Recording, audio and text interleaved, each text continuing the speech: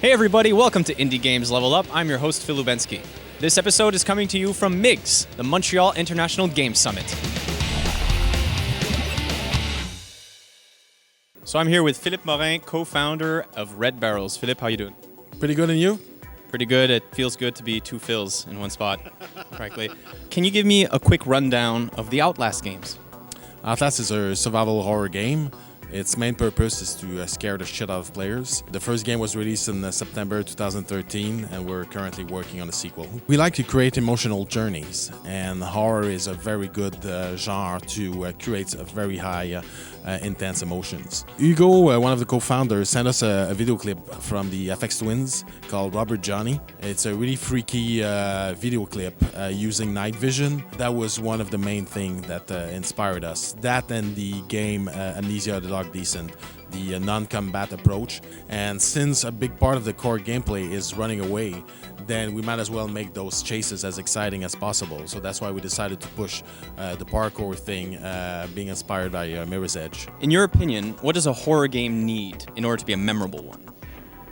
It needs to be an experience that players take with them when they go to sleep. If they go to sleep and they still have images in their minds and they're still thinking about it, then you've done your job.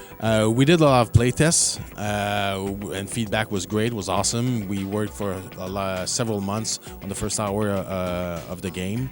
But at some point we were kind of running out of time and running out of money. So we had to start using our own guts to finish the game. But it is really hard because once you know what's happening, it doesn't scare you anymore. On the first Outlast, probably the best playtest we did was going to PAX East. And we had players in some interior booths in the dark with noise cancellation headphones. And nobody could see what they were playing, but they could hear them. And there were some screams, there were some jumps. Some people knocked the walls of our booth. Don't go through here. Oh my god.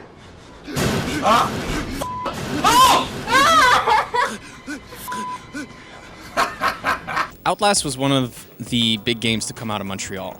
Do you have any advice for indies that are trying to market their games so it gets seen by the right audience? As developers, you want to work mostly on something that you're going to enjoy. But it's really important to take some time to analyze the market and see what makes sense. Ideally, you get both. You get a game that you're passionate about, but that also makes sense financially. And that was the case for the first Outlast. There was clearly a demand for horror games. And at the same time, we were really motivated to make that kind of game because we never had the chance before. And with our experience in action adventure games, it made sense to use that experience in the horror genre. Once your game is out, you have to remain open-minded about every opportunity that comes to you and try to analyze what makes sense and what would be the best bang for the buck. For example, the Conan O'Brien was one thing that came.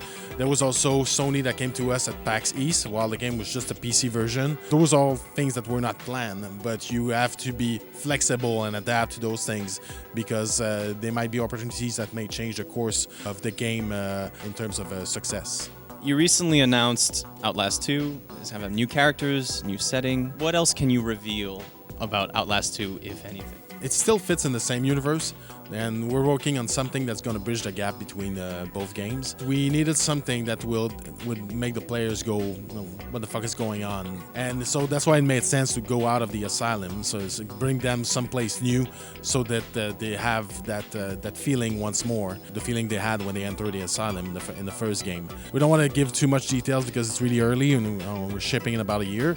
But yeah, I mean, all those players who know a lot about Outlast who are wondering what's going to be the link between both games, that's something that we're all working on. It may not be part of the second game itself, but it's something maybe on the side that's going to give complementary information to players. There is one thing that we... I don't know if I should do, but and there's one thing that we studied a lot for the second game, which was the Jonestown thing that happened in the 70s, which is called the biggest mass suicide of all time, I believe.